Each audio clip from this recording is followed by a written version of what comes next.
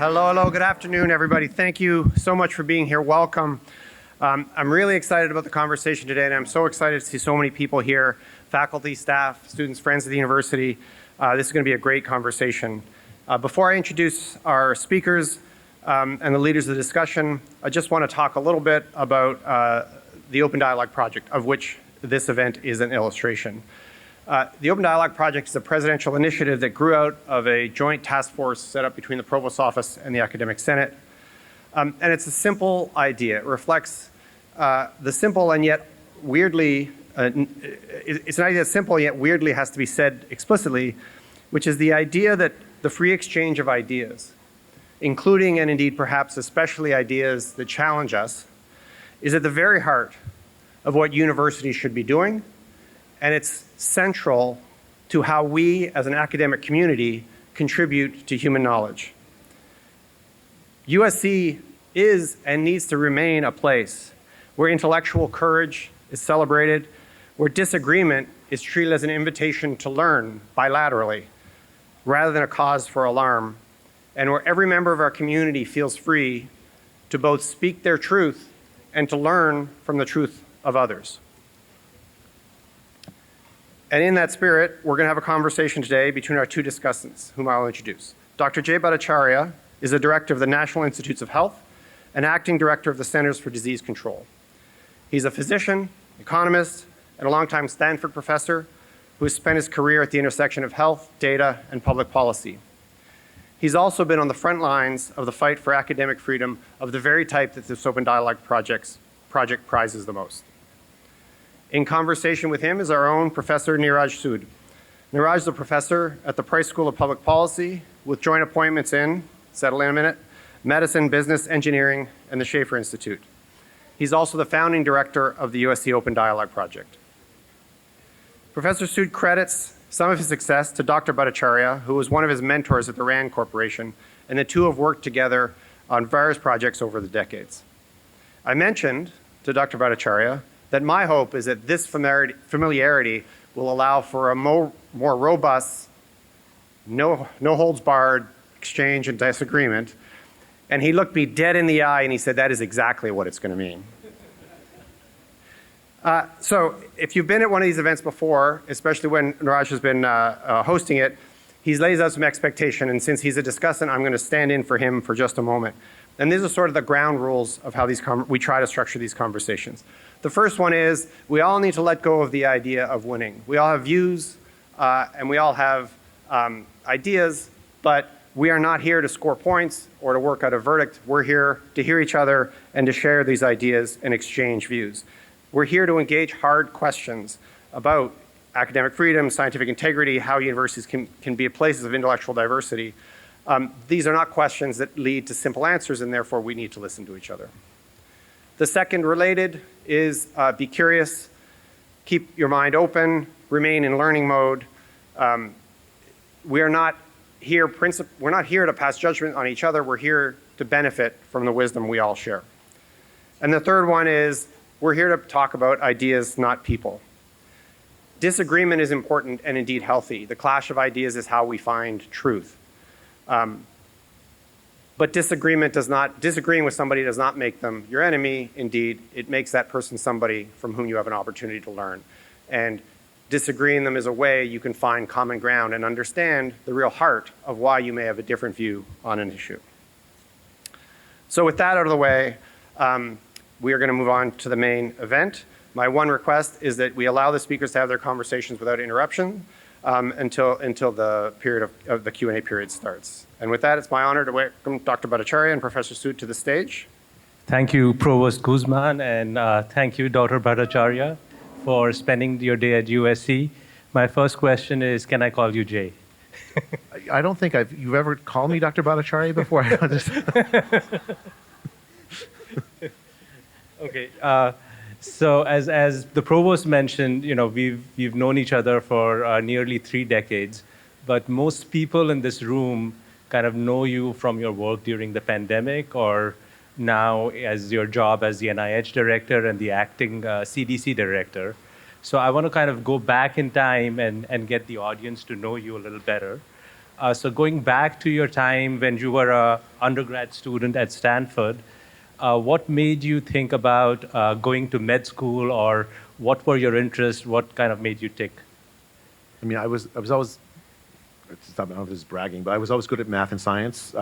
Probably like many people in the audience. And I figured I would be a doctor, because that's how you take math and science and use it to help people. I wrote a med school application with it. It was very cliche. It was like, I want to help people, right? That was the heart and soul. But it was true. I really wanted to help people. And I figured in undergrad that I would be a chemistry major, because I loved the idea of no such thing as a free lunch.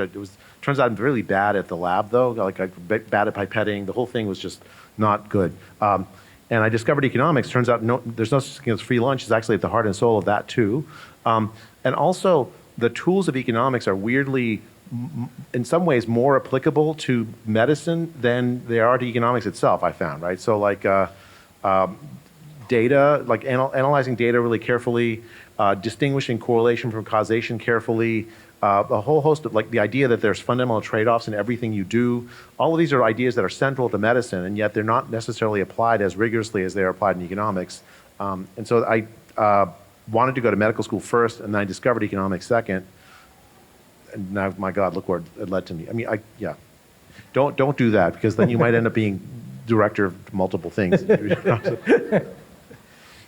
So when you went on to get your PhD in economics at Stanford, was it just like you were flexing how smart you were, or Actually, just tell me a little bit measure more about your love for economics and why you did that?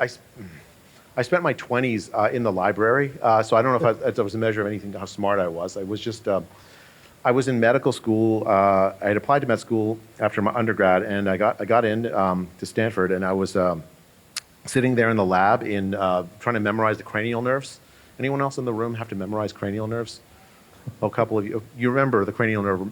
I mean, I could feel my brain cells dying as I was memorizing the thing. So I'd done a lot of research as an undergrad in health policy, health economics. My advisor was this man named Alan Garber, who's then an assistant professor at Stanford, who's now the president at Harvard. And he had an MD and a PhD in economics. And I didn't realize you could do that until I met him.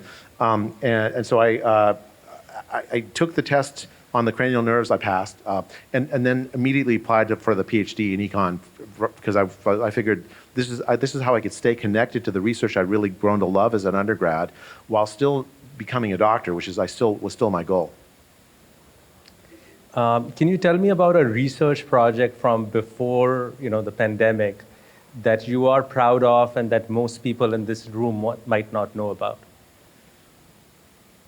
And it doesn't have to be with me. It was with you, so let me just do. Neeraj and I, by the way, we argue all the time. So where's the provost? I mean, don't worry. We're gonna. He always does. It's just gonna come out soon. He came into my office one day. He's like, Jay, I've learned about this thing called dynamic programming. Can you teach me the class? I'm like, I'd never taught dynamic programming. Sure, we'll put together a class for you. He was a Rand graduate student at the time. I gave him a project idea, because back then a big deal was these flexible spending accounts in your healthcare. Like, remember how those flexible spending accounts work? Anyone ever put money in a flexible spending account? The way it works is you put money at the beginning of the year. If you don't spend it on your health by the end of the year, the money goes back to somebody, probably your employer, right? And so, like, what's the right rule for how much you should put in?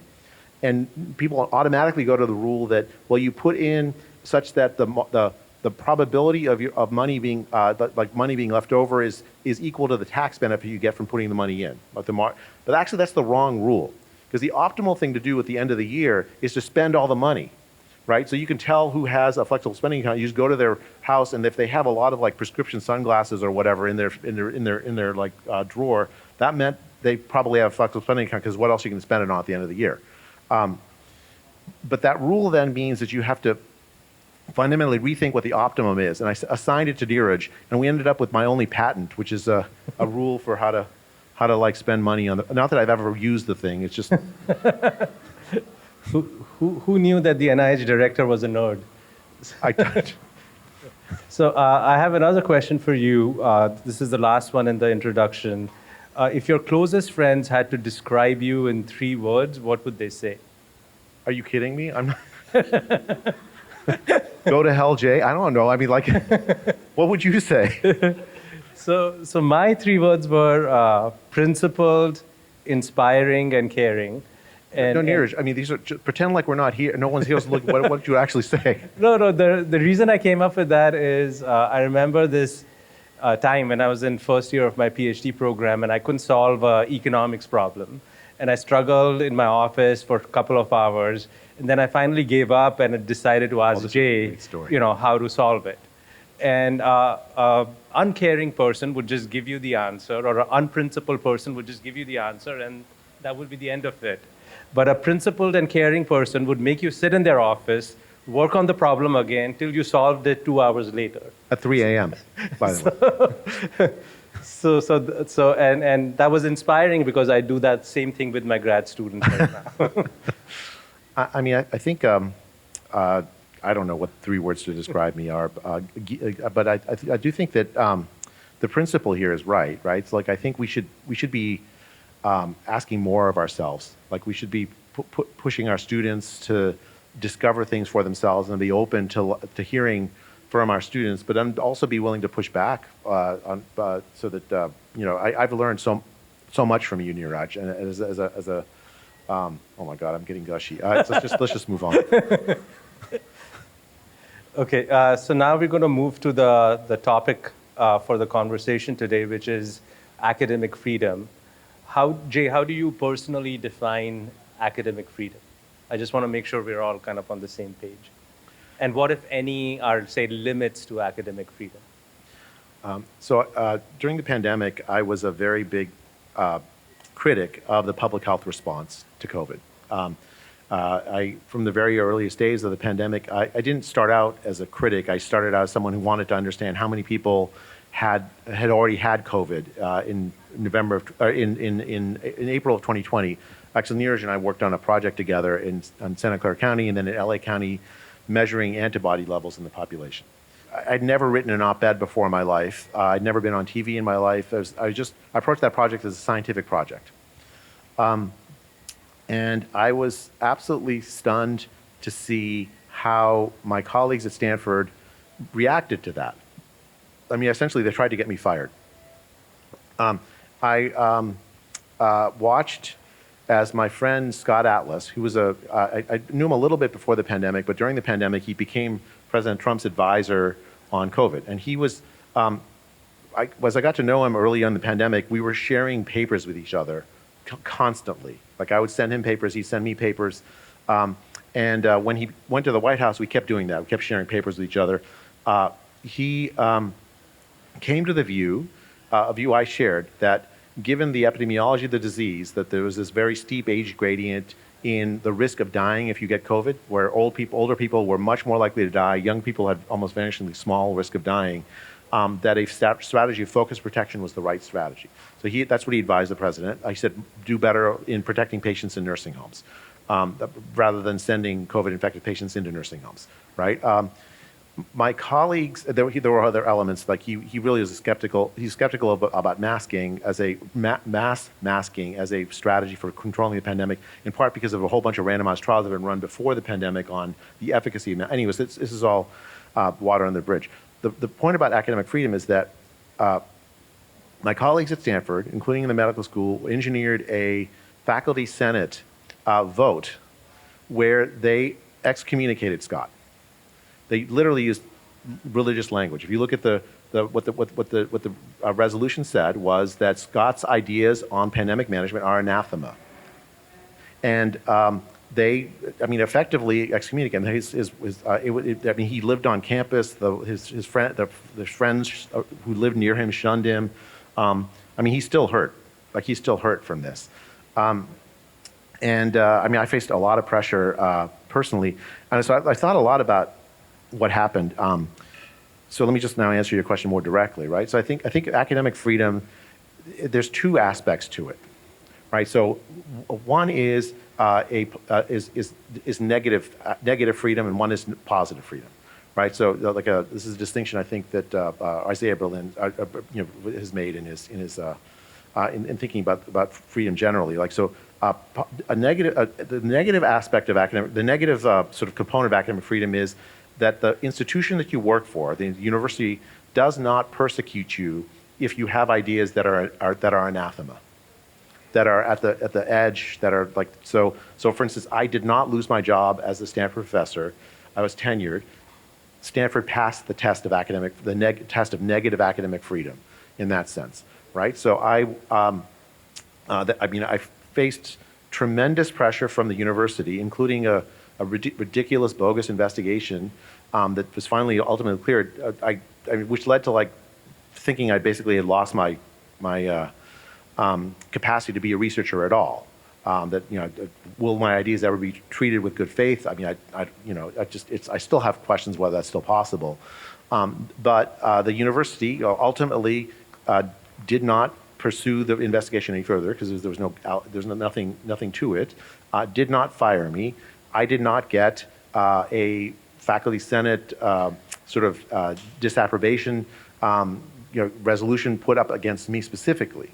But I shared in Scott's the excommunication that Scott got with that faculty senate resolution essentially applied to me equally because his ideas, there was not that much of a difference between his ideas regarding masking as a way to solve the pandemic, school closures, protection of the vulnerable.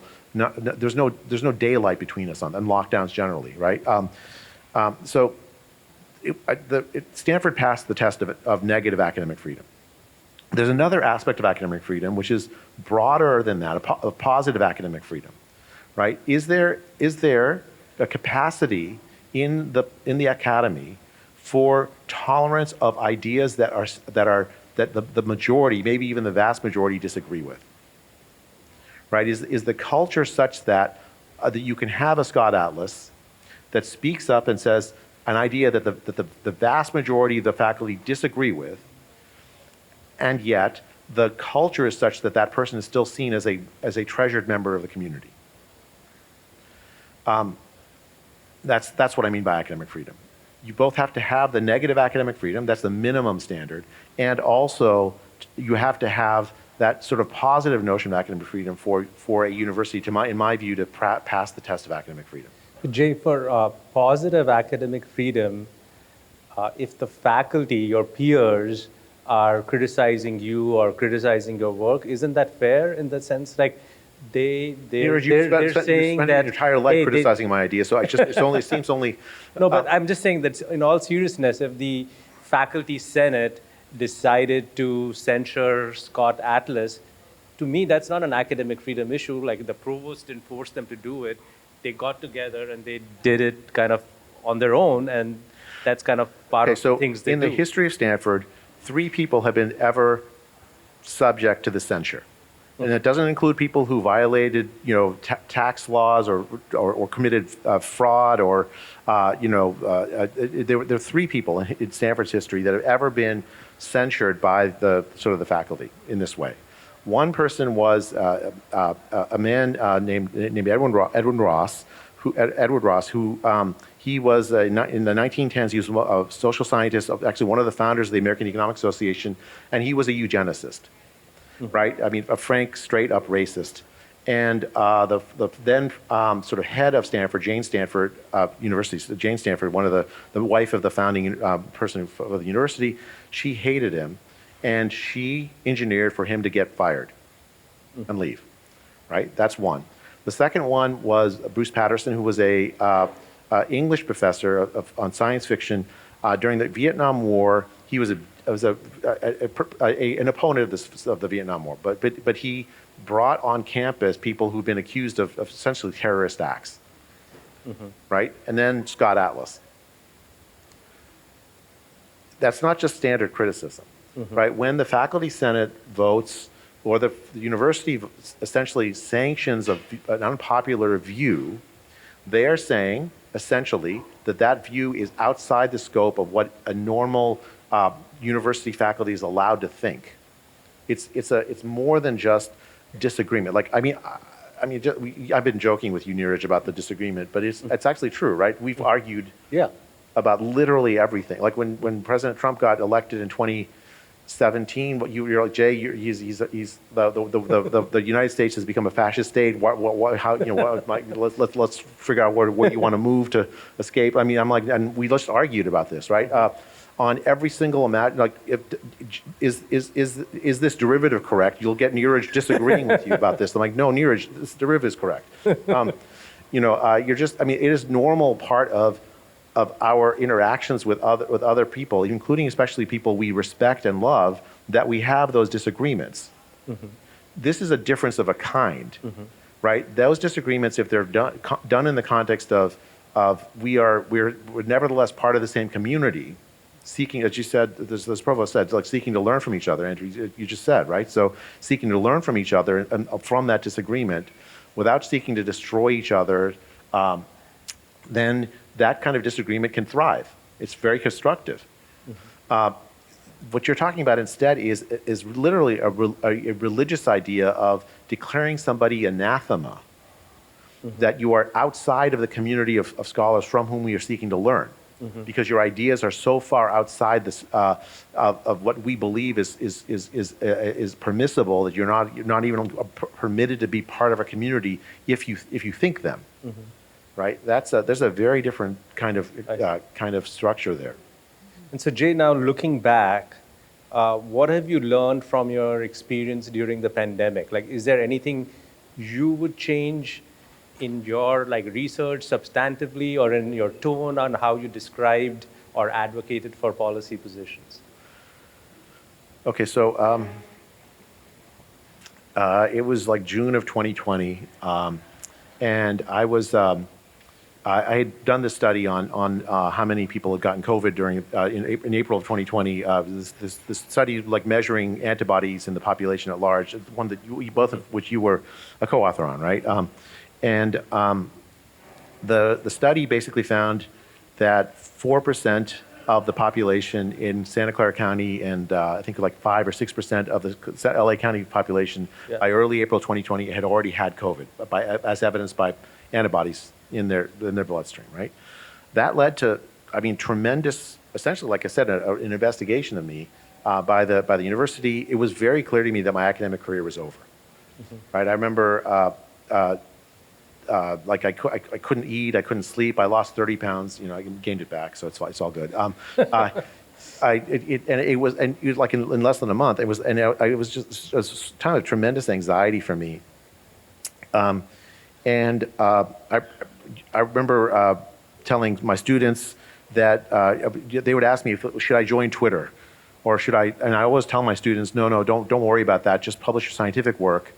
And that's how you make your biggest difference in the world, right? And I realized that I was dead wrong about that. I should never have told my students not to join Twitter, because I joined Twitter. I made a decision that I was going to essentially advocate for what I really believe, because I was seeing things like the UN did this report that 130 million people were going to starve from the economic dislocations caused by the lockdowns. They called it food insecurity. I studied food insecurity and published on food insecurity.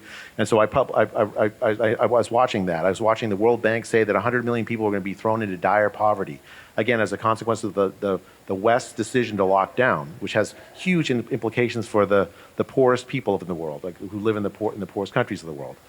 I was watching what was happening to my kids who were out of school for almost a year and a half, even as the data came in from Europe, especially from Sweden, that there was no good reason to close schools down.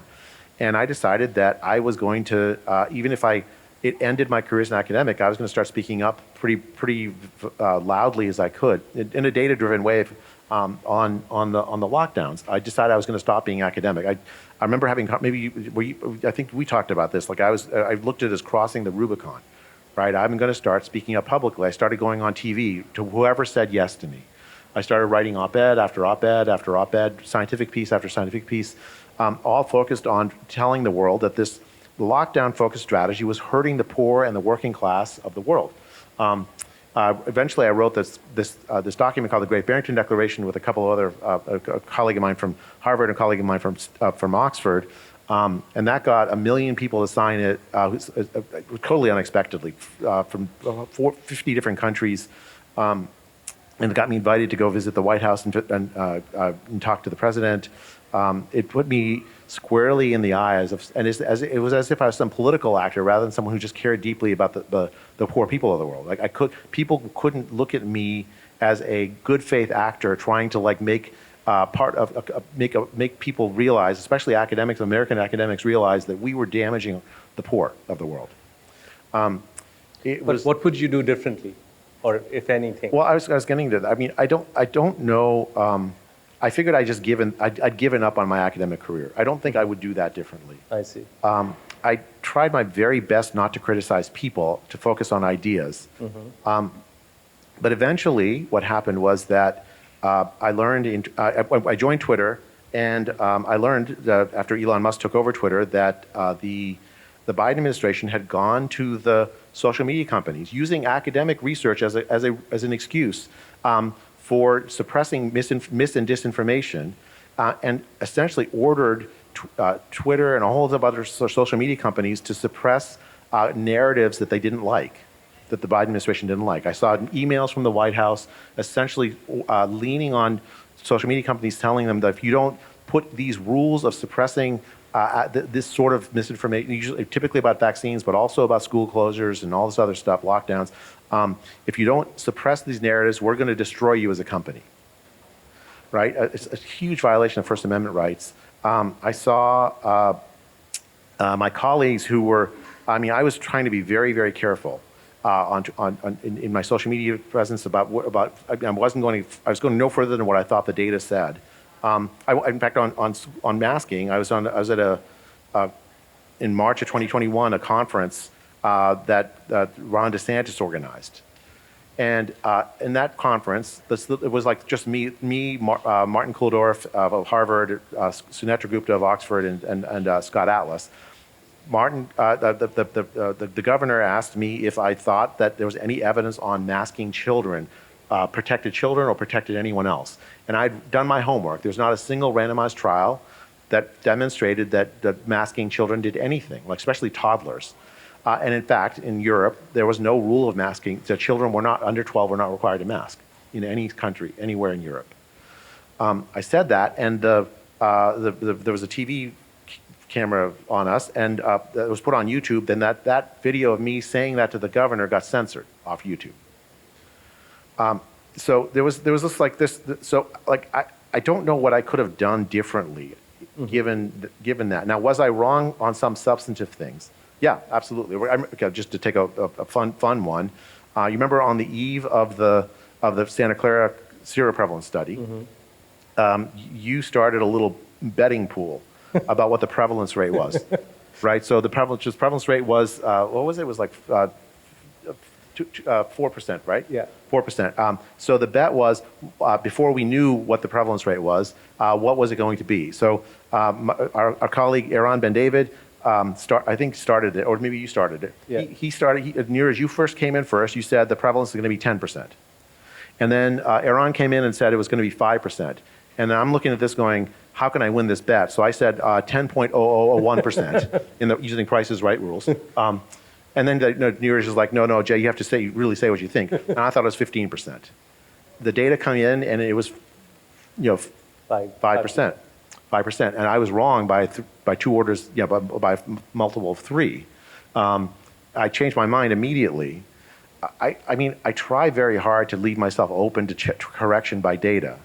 I think that there were other substantive things that I didn't get right. Probably the most, but I think the key thing I didn't understand was, and I still don't understand, is how do you get people who have taken a position, in part because of fear. Like, let's be honest, a lot of the positions that people took regarding the pandemic, especially in academics, was because people were very scared of being censored, scared of the disease itself, and because of fear, where we forgot our fundamental values. Like, we are liberal institutions that require us to be able to talk to each other.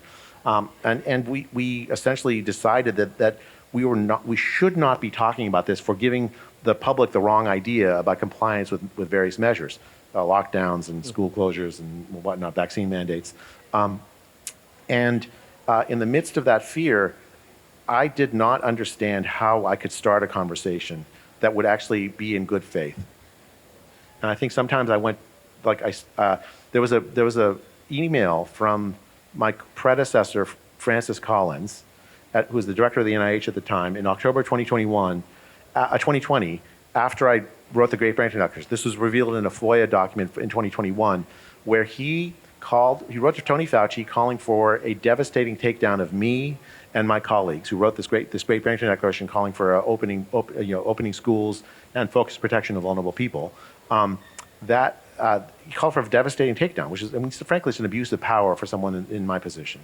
And then he called he called me and my colleagues fringe epidemiologists. I don't know how you have I've had broken bread with him now, and we've forgiven each other over this. But I tried very hard not to criticize him personally. Same thing with Tony Fauci. But that is a very hard line when you have a direct personal attack on your integrity, on your sort of academic ability to evaluate data sort of reasonably. I still don't know how to have that conversation openly. I'm really glad for this because I think it's the start of that, this project. But I think there's no way anyone can get everything right in the context of a complicated phenomenon. I've learned from so many. I'm looking at Ari. I've learned so much from your project, Ari, during the pandemic. I followed your data project very, very carefully. I learned from Rosalie. My friend, my God, I even learned from Neeraj, if you can believe it. But I think if you have those close personal friendships, you can have that conversation. I think sometimes it survives. Not all of those friendships survive that. But can a community of scholars together survive that? Can we actually learn from each other when the times are hard? And I don't know the answer to that. I'm not sure I did everything right. In fact, I know I didn't do everything right on trying to foster that. I actually, with the Stanford community, I just withdrew. I stopped talking to my I didn't go to a single faculty meeting during the pandemic. I didn't engage with nobody. So I think that was probably a mistake. So Jay, as you said, the goal of this project is to actually live academic freedom and open discourse and have those tough conversations, or faculty at USC or students and staff at USC feel comfortable having those tough conversations. What is the president has tasked me to make this happen. What is your advice to me? What can I do? If I had to focus on two things, what would they be other than inviting you on campus that would move the needle here? I don't see any way through but to be brave, right? Because I think the problem is we don't like to think of ourselves this way when we're as academics. We think of ourselves as open and liberal-minded, and so we're willing to have conversations where we where the data challenge us and we're willing to change our minds. But we're not. Are we really that way? And a project like this is frankly, it's an invitation to be brave. Right, because I'm sure you have faced a fair bit of, in fact, I know you have, a fair bit of pushback. And I saw also that you criticized your president about a debate that was going to happen here, and that can't have been comfortable for you or the president. But you're living this ethos of being brave. It's not, as soon as it cuts hard, it's not going to be easy, but I don't see any way forward other than that. You have to then allow conversations to happen that people don't want to have happen. You have to risk being being excommunicated. And I don't mean, there are bounds, right? There are ideas that are so repellent that we don't want a university community to countenance them. Right? There are bounds. For instance, calls to violence against other people. I think there are bounds. Call to silence people who just have honest disagreement. Right? There are bounds. So the mission, and I think the key thing is the set of ideas that should be permissible should be or not permissible would be ideas that fundamentally violate the mission of the university. But other than that, it should be pretty open. Right? So what are those? What's the mission of this university? Education and research. And truth, searching for truth and knowledge. I mean, that's a pretty wide range of things. Then you have to allow it to be said and thought. Again, I think there are bounds. I think calls to violence against other people are bounds. Actually, the 3 rules that Andrew you had set up, they're really good. They're really, really good. They're not my original rules. I read them somewhere, but they resonated with me. Oh my God! Did I just praise Neeraj's rules? I can't. Yeah, don't call them my rules. God, this is horrible. It'll go to his head. You got to be careful with him. So Jay, now to go to your head, you control a budget of $50 billion, or 48. kind of $40 billion. 48. So What's a billion here or there? so I don't control. By the control is a strong word. yes, there, by okay, the way. kind of control. So Steward do is a you- good word. do you think about using the power of the purse to promote academic freedom and open discourse at U.S. universities? And if so, are you thinking carrots or sticks or both? I mean, I think okay. So there's 2 parts to that question, and let me just try to divide. But do I think that U.S. universities should be beacons of academic freedom? I mean, obviously, yes. I mean, I wouldn't have been so raw with and open with you all about my experience. I think it's vitally important for the future of this country and for the future of the world that U.S. universities, American universities, embrace academic freedom as a fundamental standard. And I think we have not done as good a job as we ought to have. And I think specifically for the future of science, it's vital that academic freedom be embraced. Because if every single time you read a scientific paper, you worry about the kind of, what kind of pressure did this person face at the university? And then you don't see certain ideas in academic press because you know that the universities are sending strong signals you shouldn't be working on these topics or these ideas. I mean, that fundamentally crushes the future of science, right? So as a broad sort of like high-level policy goal, yeah, I think that that if the NIH's mission, this one I can tell you very specifically, the NIH's mission is to support the biomedical research that improves the health and longevity of people, right? That's the essential mission of the NIH. If that research is done in environments that restricts ideas that prevent that mission from being accomplished, including places that don't have like academic freedom and liberal mindedness at their core, where disagreement can happen in a way that's like constructive, then it's hard to like say that's the right place to do this. Now, how does that get implemented, right? So I believe very fundamentally that despite all the criticism we've heard, American universities are the envy of the world for a reason. Like frankly, I've now had a chance to interact with many people around the world, colleagues in other university settings, and despite all my criticism I've said, I still very fundamentally believe that the United States is the single best place on earth to do research, to do biomedical research in particular, and to have the ability to think freely. Like we actually still, although we don't, I think has not been as good as we should be, still have at our core this commitment to fundamental liberalism, a kind of liberalism that countenances disagreement. As the core value of most, certainly if you look at the mission statements of most universities in this country, you have that core value of liberalism. So I still think American universities are worth investing in as places. But if they are better at it, then they will tend to produce better research that has a chance of improving the health and well-being of people. So how would you intervene to make them uphold their values of academic freedom and open discourse?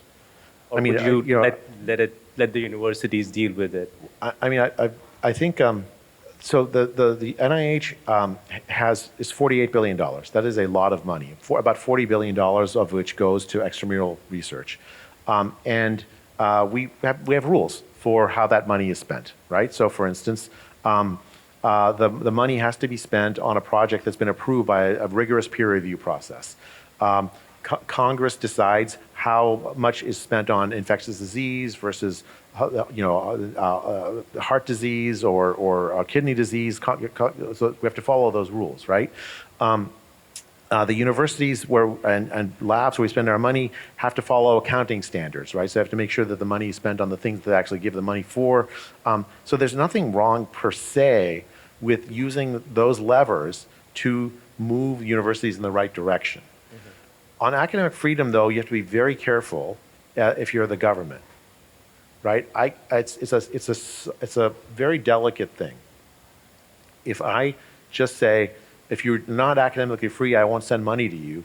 Now all of a sudden the government is telling you to be academically free, and my God, now all of a sudden I'm imposing structures on you that may actually end up ending academic freedom, because then now you're looking to see what does the government want to decide what you are going to be able to say or think.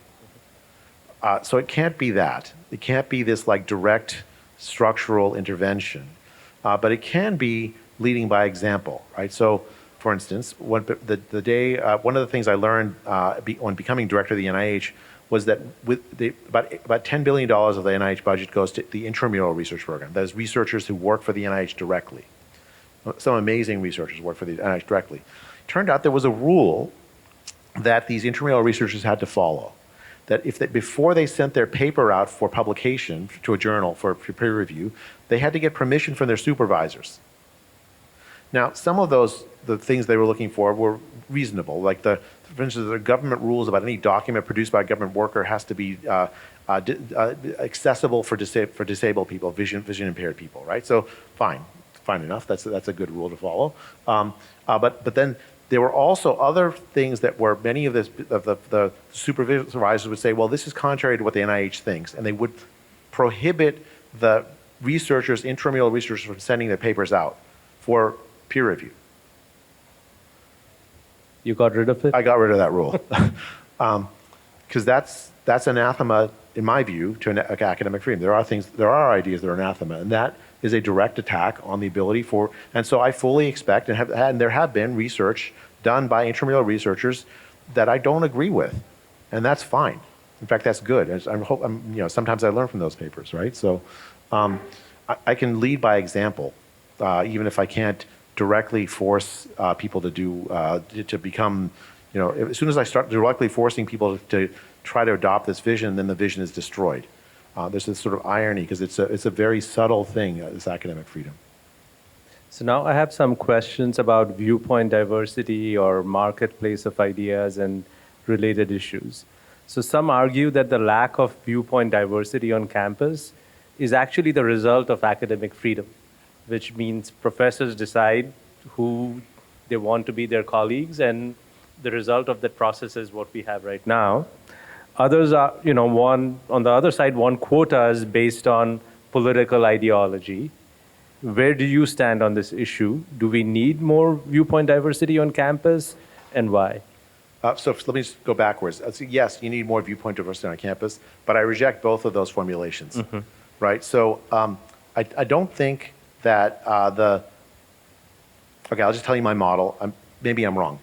My model is that the vast majority of scholars at a place like USC or Stanford or whatever, they care about their field, and they would love to just they just want to be an engineer. They want to be they want to be an excellent chemist. They want to do their work, and they just want to be allowed to do their work without political interference, without being ostracized by the fellow community of scholars. They just want to do their work.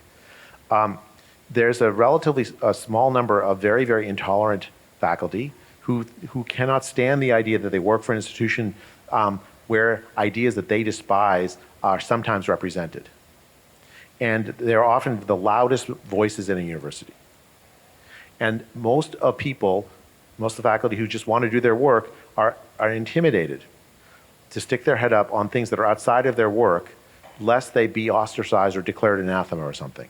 And it doesn't take very many examples of that kind of ostracism to essentially intimidate the vast majority of people into only voting for new hires that just agree with the loud majority. That's not academic freedom. That is an environment that guarantees that you will not have what you'll have is groupthink, often just scientific groupthink. And again, it doesn't take very many examples of scholars being ostracized or rendered anathema to make that happen. So I reject that kind of structure. I also reject the idea of quotas. Like, quotas imposed by who, right? And ideology measured how, right? So like, I don't think I've ever met somebody that agrees with me in my whatever ideology I have in entirety, right? I spend most of my time disagreeing with most of the people I interact with, and it's super fun. I mean, you can only imagine how fun that is. I think that there isn't a binary, are you left or right? There's a range of ideas that people have, and there's often these things are subtle questions where there's just trade-offs all over the place, which is sort of the fundamental way I think about things.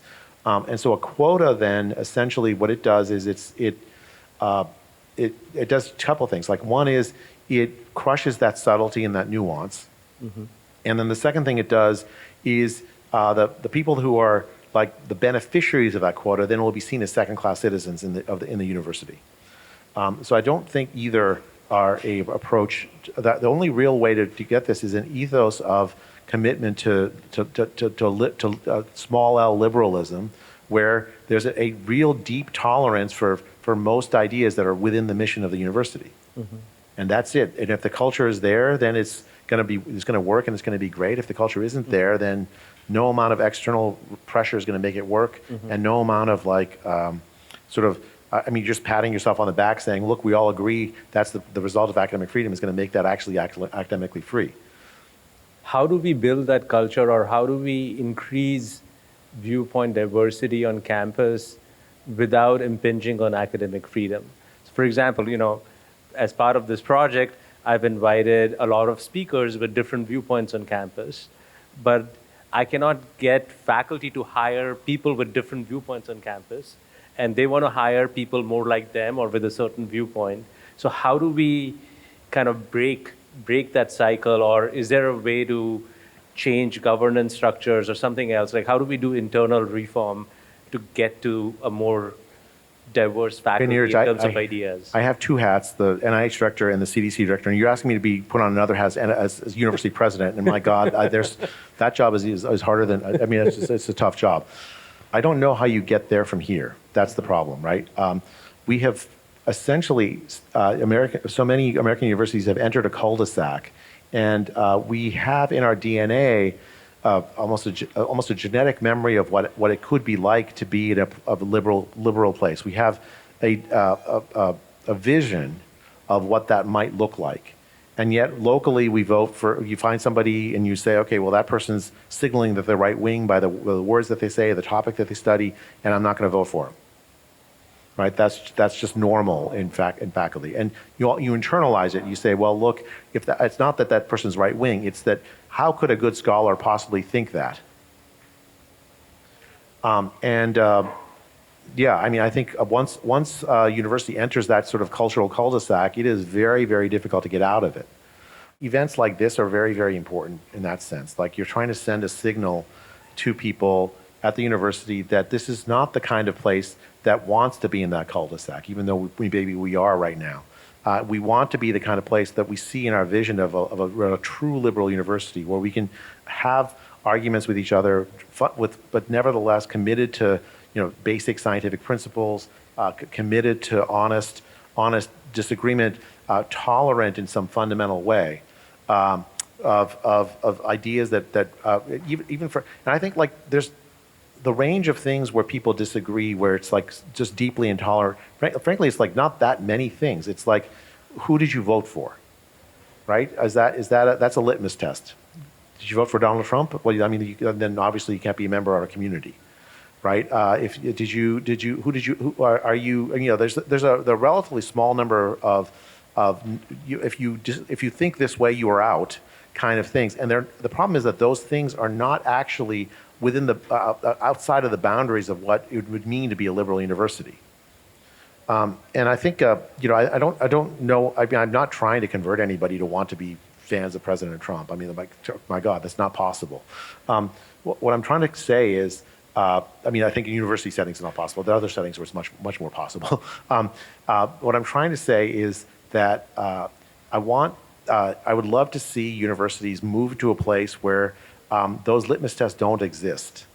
That the idea of declaring our fellow faculty members anathema, that instinct doesn't exist. The desire to excommunicate for people for scientific differences is seen as itself as anathema, right? Because it's opposed to the fundamental mission of the university. And so, how do you move out of the cul-de-sac? I mean, I don't know any other. I mean, you and I have disagreed about this actually, because I remember when you told me about this project, I said Neeraj is going to go nowhere. Yeah. And yet here I am talking to you all about this. I mean, I do think that this is an experiment worth trying. Let's have conversations with each other and see where it goes. So Jay, as you said, you're also the acting director of CDC, and I feel there are a lot of litmus tests in public health, which is... You think? Yeah. Like, you can't have a nuanced conversation about a lot of things in public health. It's either like black or white. Are you anti-vaxxer or a pro-vax? Like, there's no middle line where you can actually have a discussion. So how do you deal with that, or what is your strategy of dealing with that? Okay, so first of all, one person should not be wearing both the NIH hat and the CDC hat. Let's just get that out of the way first, right? It's strange to find myself wearing both. Weird circumstances led me become the NIH director, and even weirder circumstances led me have the second hat. And I'm trying to take it very seriously. So public health is a tremendously important function of in this country and the world, right? So like a lot of the huge successes of longevity that we've seen over the last century or more have come about because of successes in public health. Huge improvements because of sanitation, for instance, that are fundamentally public health driven. The widespread use of fundamental vaccines like the MMR vaccine are at the root of so much of like infection control, right? So again, public health. The huge reduction in lung cancer deaths because of, again, public health campaigns to tell people, look, smoking really is bad for you, right? All of these are like huge advances in public health. And I fully support all of that. I think those are things worth celebrating. But the thing about the ethos of public health and how it works, and it's actually in some ways it's very different than the ethos of science. First, actually, I said that, and I should want to be very, very careful about not to be misinterpreted. Public health has to be rooted in science, or it's never going to work. So in terms of the public communication and the ethos, right? So in science, the fundamental norm is that I need to permit good faith disagreement, right? Neeraj, if you present me with an integral done incorrectly, which has happened many times, you are going to.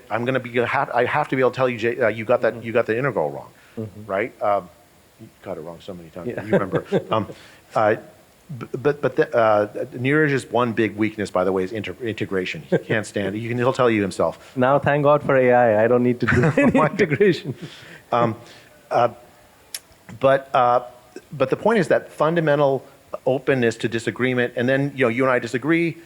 We concoct an experiment that will resolve that disagreement. We run the experiment. The data turn out your way. My God, that'd be terrible. But then I buy you dinner and we go on to the next thing, right? That kind of disagreement is a healthy functioning science is normal. If on the other hand, in public health, there is an ethic, a norm of unanimity. Right, so I was a Stanford medicine professor, and now I'm the NIH director, or health head of the CDC. If I go around and tell people that smoking is good for you, I've committed a sin, and it's a deep sin. Right, I've essentially used my authority in public health to mislead you about what the data say regarding the health effects of smoking. That kind of disagreement is not healthy in public health. Like that kind of, so there's conflicting ethical norms in public health and in science regarding public communication. And so now let's process that.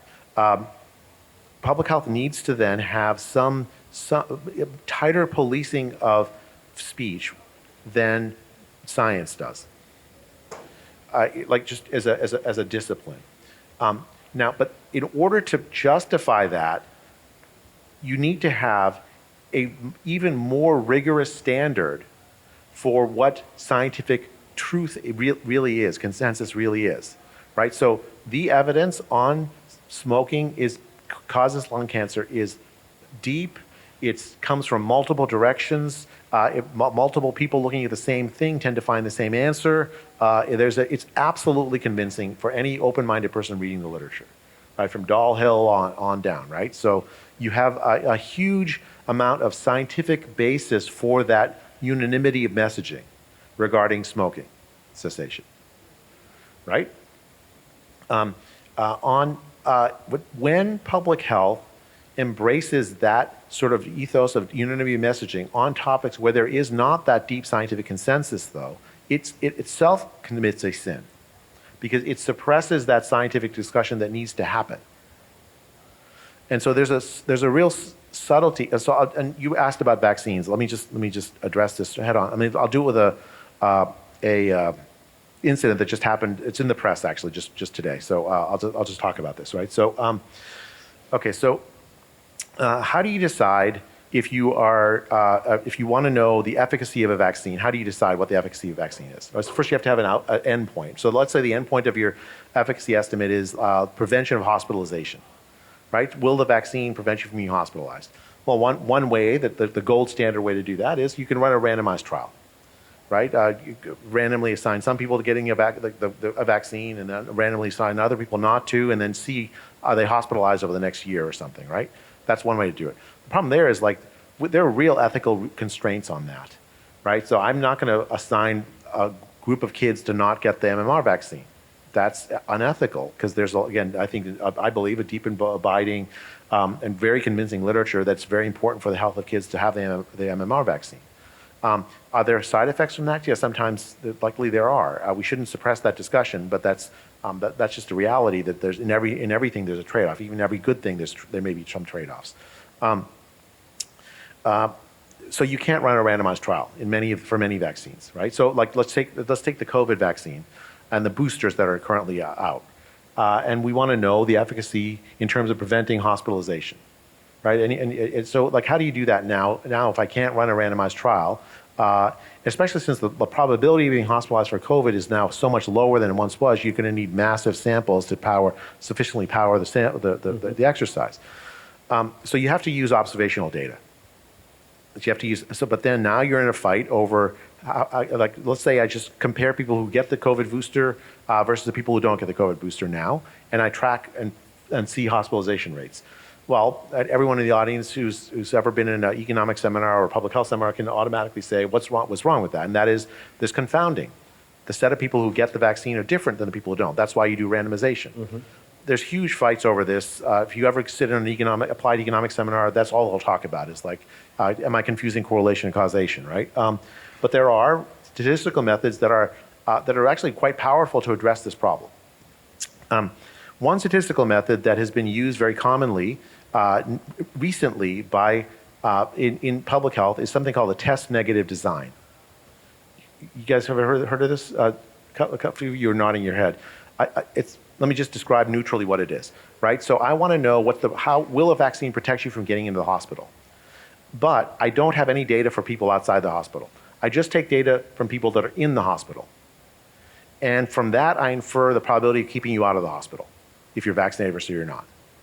A test negative design looks at people who are in the hospital, reduces that sample to the set of people who have respiratory symptoms, and then compares the people who test positive for, let's say we're testing the efficacy of the COVID vaccine, people who test positive for COVID versus people who test negative for COVID, right? People who are hospitalized, who test negative for, who have respiratory virus symptoms but test negative for COVID, compare their vaccination rate to people who are hospitalized, have respiratory symptoms, and test positive for COVID, and infer from those different vaccination rates that if the people who are in the COVID positive group are vaccinated at lower rates, that the vaccine was effective.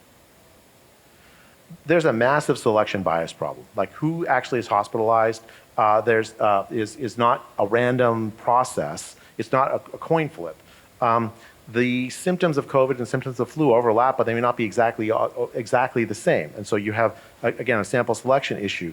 And the whole premise is that you can somehow figure out these probabilities without actually looking at the denominator, which is who's vaccinated or not vaccinated in the population at large. I think it's a really terrible method. Lots of other people agree with me, and yet that's the standard method I saw that the CDC was using for measuring COVID vaccination efficacy. And so when I got on my desk a document that's going to be published in MMWR, which is our flagship non-peer-reviewed publication, I said, I don't want to publish something that I think uses a bad method, because I think it misleads the public. And so now I got news stories calling me anti-vax because I don't believe that this test negative design produces results that actually accurately measure the efficacy of the COVID vaccine. Which direction of the bias is, I don't know. What I do know is it's a bad method that will result in a number that I have no confidence is true. And I think almost every statistician who looks at this in a reasonable way would agree with me about that. And so I don't want to tell the public something that's false. Am I anti-vax? So I have a related question, which is that the NIH has reduced, or I guess the federal government more generally, reduced funding for mRNA vaccines or RNA vaccines by roughly $500 million. Wait, which institute did? Who did? Like NIH, federal agencies. NIH did not do that. The NIH did not do that? Okay. Yeah. But federal government did that. That literally is fake news. BARDA did that. Okay, so let me describe. No, but let me finish my question. Oh my God. So in an op-ed in the Washington Post, you kind of defended that decision. And by the way, the headline of that, this is one of those things where I did not write the headline. The headline was misleading. I see. The actual article itself was spot on perfect, you guys. So you said that the mRNA vaccines failed a crucial test, which is earning public trust. As now you're the acting director of the CDC, isn't it your job to restore trust, not just in mRNA, but in other health technologies which the public doesn't trust and could save Neeraj, you see what you did there? Like you have this like. You see how you frame that question, right? So, like, yes, of course, that's my job, is to try to like restore public trust in public health, right? That is, in fact, if I don't know how long I'll be CDC director or acting CDC director, but that fundamentally is how I view my job, right? That is because to solve that problem of public trust, public health, as I said, is tremendously important. And when public doesn't trust public health, then it can't do its job effectively, right? So, yeah, the answer to that question is absolutely yes. That is my job. But let me just. The premise of the question, which was you just completely botched. Let's just be clear. Okay, so the federal government had hundreds of millions of dollars invested in contracts to stockpile COVID vaccine boosters. In January 2025, the CDC was recommending that kids as young as 6 months old take the COVID booster. Mm-hmm. No European country requires that, right? They're not offering the vaccine to children, the COVID vaccine to children, no booster, right? Despite this recommendation that children as young as 6 months old take the booster, the uptake of the COVID booster for children was in the country at large was you know the number? 10%. 10% of parents were actually, 90% of American parents were ignoring, in fact, doing the opposite of what the CDC was recommending. For the population at large, only about 30% of people, despite, again, universal recommendations for boosting, uptook this vaccine. That is, literally 70% of the countries just ignored the CDC on this. That is a measure of failed public trust. We're making a recommendation that most people don't trust. And they vote by their feet. They may say they trust it, but they don't actually trust it because they don't vaccinate their kids with it, right? And I was watching that, and I was also seeing a reduction in uptake of essential vaccines like MMR. Went from like 95% of the public taking it to like 93%, which is it doesn't seem like a small amount, but like locally that means outbreaks of measles.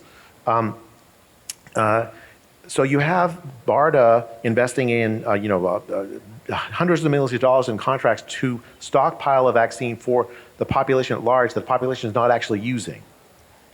At the same time, at the NIH, I view the mRNA technology as a potentially really useful technology for many things, including, for instance, cancer vaccines. I've continued to. I've not cut a single contract, a single research project using the mRNA vaccine. As a research, as a research investment, I think is potentially a very important thing, right? Because we could improve the whole host of like big research advances that led to the mRNA vaccines that were used in the pandemic. More research advances might reduce the set of side effects, better biodistribution, fewer off-target proteins produced. I mean, a whole host of like research investments that might improve the technology, a very promising technology. I've cut zero grants for the mRNA. So as a research project, it's really, really useful. As a project to stockpile vaccines that most of the American population are not going to use, that's a waste of taxpayer money. What is the solution then? Is to do that. Is like, let's invest in the research, and then we can invest in vaccine technologies that the public does trust more. That's fair. So another NIH controversy or narrative about NIH is that they're not funding research on certain populations, or they're asking. Dude, you've been reading MSNBC too much. So, like both you and me, early in our career, worked on a data set called HCSUS, or the HIV Costs, Use, and Services Utilization Study. Would today's NIH fund HCSUS, which was a representative sample of HIV-positive individuals? So let me just, I could just cheaply say yes to that, but let me give you a concrete example of how we're doing this, right? So in 2019, the president issued a challenge to the country to end the HIV epidemic by 2030, to reduce the transmission of HIV. And back then in 2019, there were fantastic drugs available for an HIV positive. If you're HIV positive, you get these drugs, and for many people, the viral load goes near zero. There's this idea that you could actually reduce the likelihood of transmission to zero if you have someone who's HIV positive and they're treated. They have basically zero risk of transmitting the virus. I looked at that and thought, okay, there's still a missing piece of technology. This is in 2019. The missing piece of technology is the setup is people who are not HIV positive, undergoing like risky behavior that then puts them in contact with HIV virus. They're still not protected. There is still these PrEP drugs that are available, but you have to take them like every day. It's kind of painful. There's some side effects. So people who are healthy may not want to take it. In 2024, there was a big breakthrough. This drug called lenacapavir. And that is with a single injection, you are not going to get HIV. It's FDA approved for 6 months. You're likely you're not going to get HIV for 6 months. I think it probably works for a year. A single injection, no matter how much you're exposed to HIV, you're not going to get HIV. That's the missing piece of technology. With that, plus the antiretrovirals to effectively treat HIV patients, we now have the toolkit we need to actually end the HIV epidemic. What's missing is implementation science to figure out how to get this used in the right populations, in the hands of the right people. And so I have directed the NIH, including especially NIAID, National Institute of Allergy and Infectious Disease, to focus on implementation science, because I think that we can actually achieve the president's goal of ending the HIV epidemic. With the CDC hat, I've asked the CDC folks who work on this to work together with the NIH folks. The implementation science is going to develop strategies to actually effectively implement. And with the CDC, there's some amazing people who have boots on the ground all across the country in communities where HIV transmission is most likely. There's at HRSA, there's a commitment to making sure that every single person who has HIV, who qualifies for the Ryan-White Act, that's like half of all HIV positive patients, gets access to the antiretrovirals. At SAMHSA, to use like the tools we have to make sure that people have gets access to the lenacapavir when they need it. CMS to essentially make sure that the lenacapavir is affordable to the public at large. I mean, this is something like I've been working very hard to spearhead all across HHS so that we can end the HIV epidemic.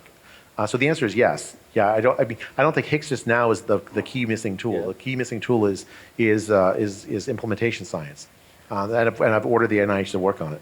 So does NIH have a communication problem in the sense that, there's a narrative that NIH is not funding mRNA research, or there's a narrative that they're not funding research on minority health, or a narrative that they're not doing COVID-19 research, even though, you became famous because of your COVID-19 research. So is there a communication problem, or is there actual shifts in policy? I mean, there have been shifts in policy, but not the ones you're talking about. Okay. Those are not shifts in policy, right? So I think that essentially what I've seen is this has been true for 6 years, right? So I'll say something or think something, and then I'll read press about it, and it's like the exact opposite of what I think. Even after I've talked to the reporter, that's not a communication problem in my view. I mean, it happens over and over again. Essentially, it's bad faith, right? It's a bad faith reporting that unwilling to listen to someone that they think disagrees with them. It's a broader problem and actually the academic community has been terrible at this. They're unwilling to listen to differences because it's and picking out selective things and interpreted exactly the wrong way in order to undermine the reputation of somebody they disagree with.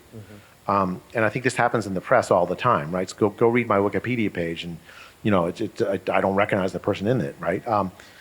It's one of these things where how do you communicate what you really are about to someone that has no desire to actually understand or listen?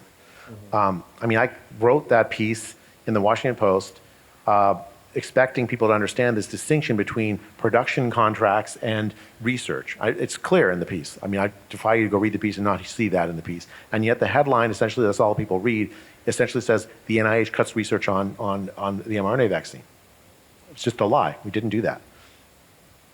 Okay, now we have about 15 minutes left, so I'm going to take some questions from the audience. These were pre-submitted, and I haven't kind of selected or screened them. So the first one is, how do I avoid conforming in a culture and industry that often rewards conforming?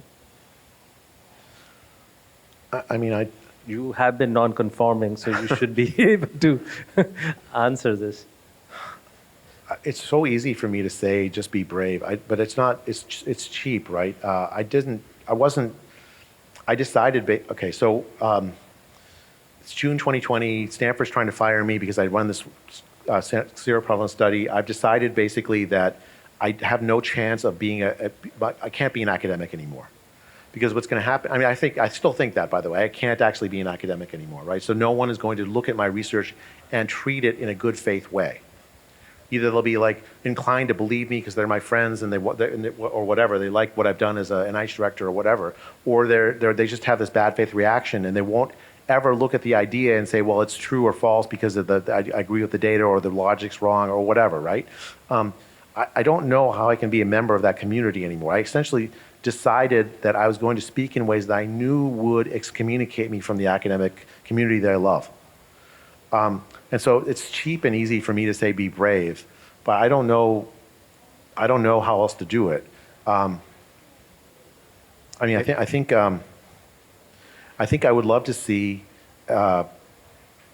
academic cultures that don't require that kind of bravery in order to say I don't agree. Mm-hmm. But I don't know how to get there from here.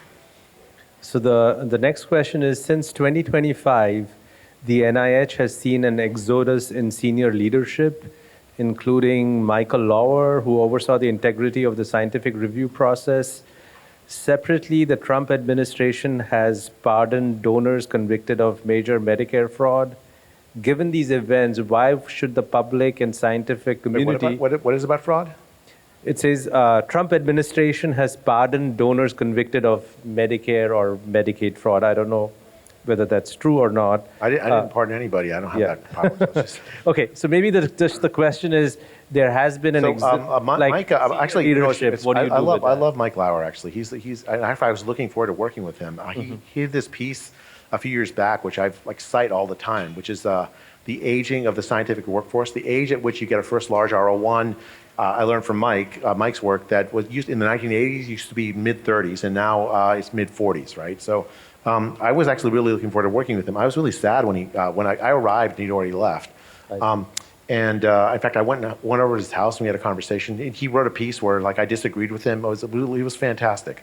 He's now writing a book on science policy, which I'm really looking forward to reading.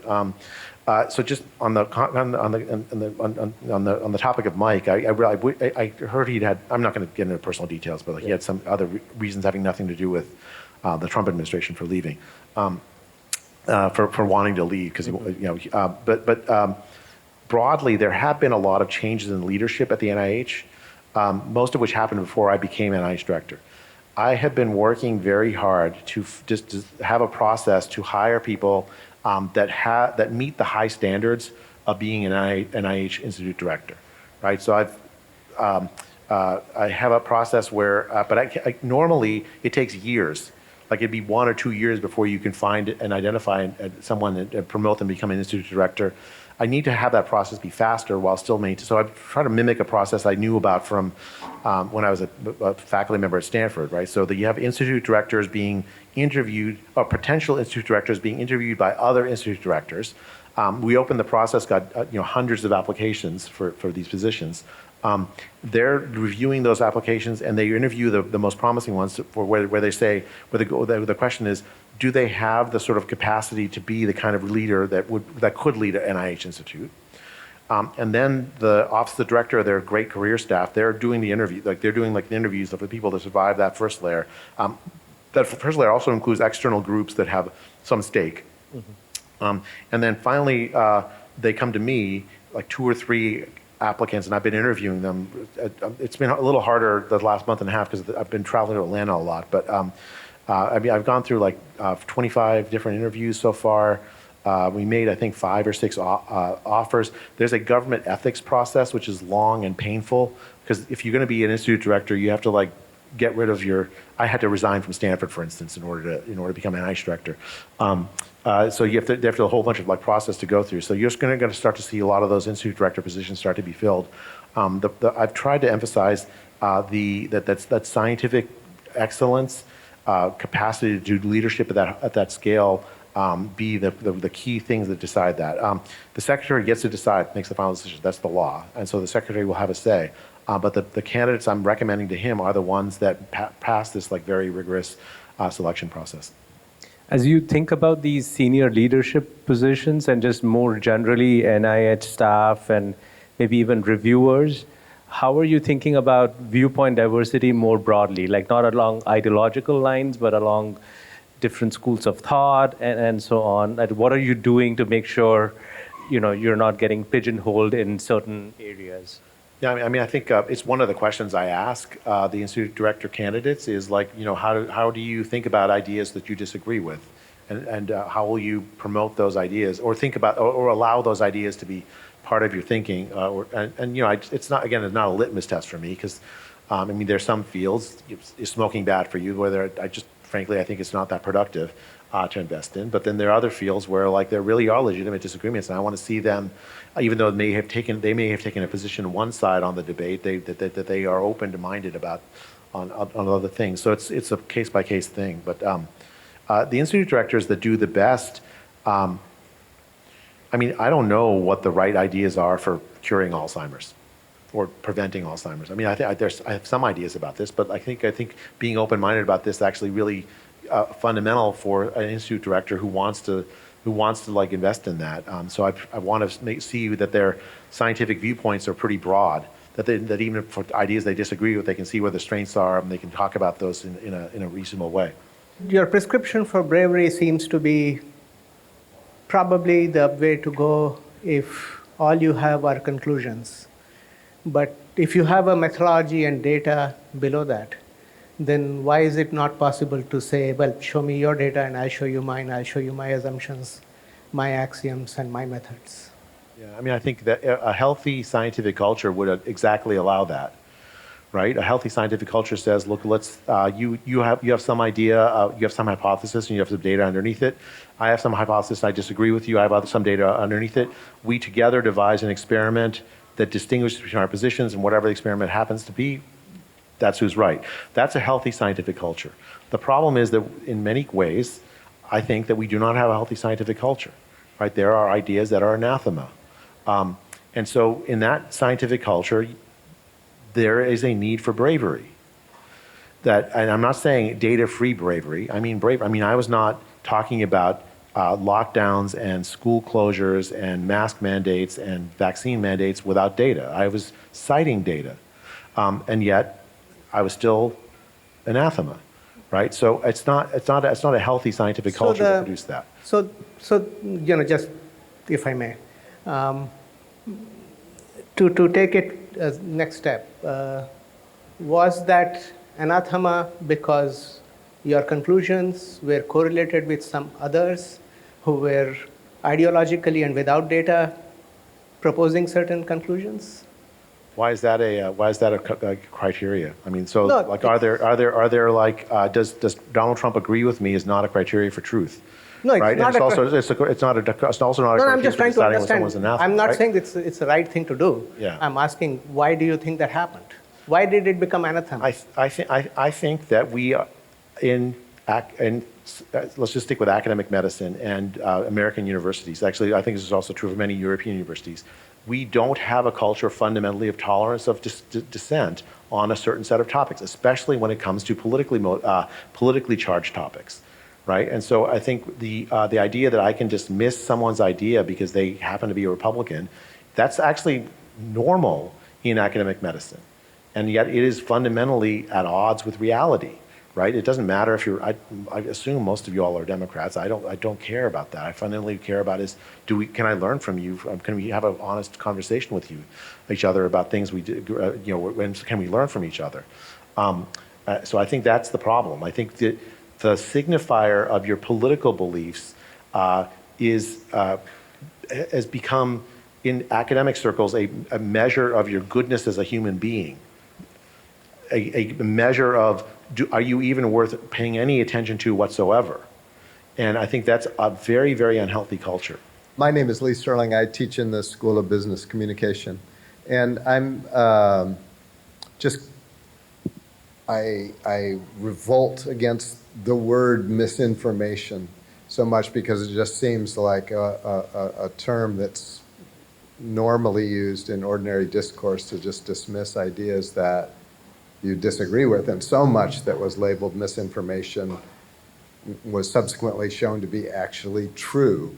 And so I'm just curious about that kind of use of this language to describe other people's language, other people's arguments, misinformation. I'm just curious about your, views of that, of using that term. Yeah, I mean, I think you could imagine a culture where that's potentially healthy, but you could use it, right? So I believe the saying that smoking is good for you is misinformation, right? That's just, but in the culture as it is a cheap way to avoid scientific debate on topics where you don't want to have it. And in fact, during the pandemic, it was used as an excuse for straight up censorship, straightforward violations of First Amendment rights of people.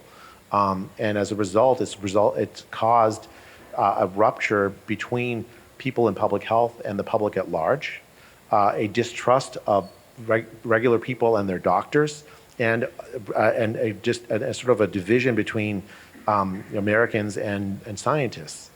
I think in this culture, using it essentially is tremendously damaging. I will not use it personally. Hi, I'm Noah Danish. I'm a medical student here at USC. A follow-up to that in the concept of trust in the healthcare field. It sounds like a lot of times the uncertainty in science can lead to people thinking we're inconsistent or shouldn't listen to the healthcare field. What are the actual practical things that you and I guess the whole field should be doing to actually improve that and gain the trust? Forgive me, because I'm going to use an example. Well, I'll just talk about myself, right? So, it's a third-year medical student. I was a third-year medical student I'd done a bunch of like years as an economist in between the second year and the third year. Third year medical student, just first year you're sitting in front of a patient and you're wearing, imagine me wearing a white coat. It's hard to imagine, but like imagine me wearing a white coat. And you're talking to a patient and the patient tells you all kinds of things about their life. It's one of the most fun things about being a doctor, I think, is you get to really learn about what makes your patients tick. And the problem is that they're asking you for your advice about things that are like really important to them. That's why otherwise they're the doctor in the first place. And I just be blunt. As a third year medical student, I knew absolutely nothing. I mean, almost nothing. I could not honestly answer most of the questions that the patients give me. And yet, because I'm wearing this white coat, they expect me to have all the answers to their deepest problems in their life. The inclination to essentially dissemble, to say more confidently about what they should do with themselves than I should be able to do given what I actually know is almost overwhelming. And good third-year medical students, good people who preceptors will tell third-year medical students, it's at that moment you have to be most disciplined in saying, I don't know. But I'm going to go check and try to find out what I can find and to help. That discipline is very hard for people in public health. It's very hard for scientists. It's very hard for doctors. And yet that discipline is fundamental to regaining public trust for all of those disciplines. And in particular for the NIH, I mean, I've tried to think to myself, how can I best foster the trust of the public? You know, there's been no change in life expectancy since 2010. Like, there's been no real improvement in life expectancy in the United States since 2010. Think about that. Massive health problems, chronic disease crises, huge advances in biomedical knowledge that have not translated over to better health for people. If the NIH 15 years from now, we see the same thing, flatline public health, where the advances that we're funding now have not translated over to better health for people, there's no way we're going to regain their trust. We regain trust by funding research that actually improves people's lives. Full stop. Public health, by standing alongside people humbly, helping them adopt practices, understanding the complicated science, same thing with doctors, in ways that improve their lives. And if we can do that, we'll regain trust. If not, then we won't. Jay, thank you so much for spending your day at USC. I thoroughly enjoyed the conversation. Everyone, please give a round of applause for Jay.